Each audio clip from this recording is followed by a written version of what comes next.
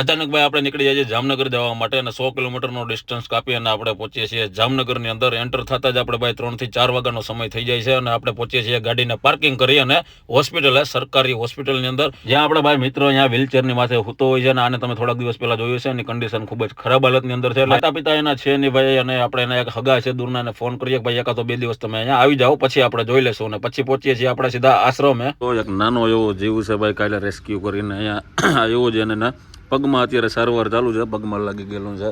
નંદી મહારાજ આપણા હુતા છે, માતાજી અહીંયા બેઠા છે. આ નંદી મહારાજના પગમાં સેમ સિચ્યુએશન હતી, પણ એને હવે સારું થઈ જાય ભગવાનની દયાથી, કારણ કે ખાઈ પીને તાકાત આવી ગઈ છે.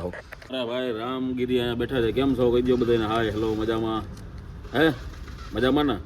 નાહી ધોઈને શાંતિથી અત્યારે બેઠા છે. કાર્યક્રમ આગળ ચાલુ છે, બાકીના અડધા આમ કસરત કરે છે ને એવી બધી સિચ્યુએશન છે. મજા આવતી? હે અહીં હું તો બોલો દાડવાની હેઠે ખુલ્લા પટમાં જોઈ લ્યો.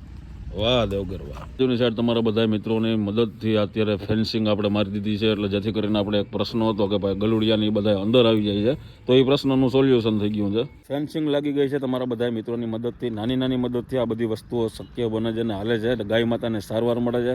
જેનું કોઈ છે એની જે હાવ નિરાધાર છે અને જે રોડ ઉપર રખડે છે એવા પરિવારને ટૂંકમાં અહીંયા આશરો મળે છે, અને બને ત્યાં સુધી આપણે એવી પ્રયત્ન કરીએ છીએ કે એને એના ઘર પરિવાર સુધી પહોંચાડી દઈએ, જો કોઈ એનું હોય તો. અને કોઈ ના હોય તો અહીંયા શાંતિથી ભગવાનના નામ લે છે અને ખાઈ પીને આનંદ કરે છે. અને ધીરે ધીરે ઘણા બધા આપણા પ્રભુજી એવા છે કે જેને મગજ અત્યારે બહુ સારો થઈ ગયો છે, અને આ બધી વસ્તુઓના ક્યાંક ને ક્યાંક ભાગીદાર તમે બધા છો. હું તો માત્ર પાત્ર છું. તમારા બધાની મદદથી આ વસ્તુ હાલે છે, એને આશરો મળે છે, જમવાનું મળે છે. એટલે ફૂલ નહીં તો ફૂલની પાકડી સહયોગ કરજો, કારણ કે આ એક એવો ટાઈમ આવે છે ભાઈ આપણે જે આ ટાઈમની અંદર આ છેલ્લા દિવસો હોય મહિનાના, ત્યારે આપણે કટોકટીએ બધું માન ભેગું થતું હોય. એટલે અત્યારે આપણે 6 જે માજી છે આપણે એને 6 માજીને અલગ અલગ જગ્યાએ કીટ પહોંચાડવાની છે. 6 એ કીટ છે.